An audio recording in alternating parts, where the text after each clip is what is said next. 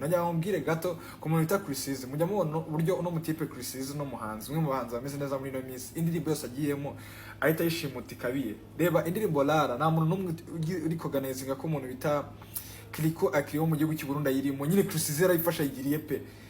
Siyo yonyine, reba nk'indirimbo bita Bana. Reka turetse kuri Bana tujye kuri Buzz Sorry ari kumwe na Kipa Pasikizito wahoze muri TNB. Ni indirimbo yafashe Chris nayo ahita yigiriye. Iyo wumvishe Buzz Sorry sindi soba, abantu hano hanze bumva ari indirimbo ya Chris, nta nubwo wanakine no kumva ko ari collab. Umutipe bitewe na strategy za marketing afite, hari uburyo n'aba TikToker n'abakibayi performinga cyangwa bakorera challenge bumva ari indirimbo ya Chris. Reba indirimbo bita Bana.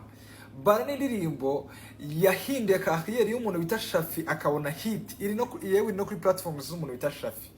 Ariko indirimbo Chris yarayishimusa agiriye. Chris ni wa muhanzi wereza lift agatwara imodoka agahita yitwara. Ibaza nawe uhereje lift umuntu imodoka agahita yitwara.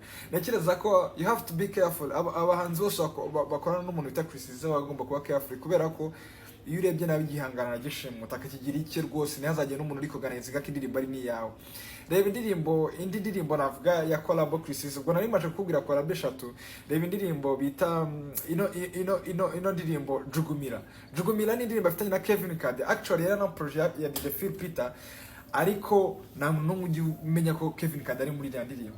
Indirimbo yabaye ya Chris ahantu hose, indirimbo yabaye ya Chris, Jugumira yabaye ya Chris.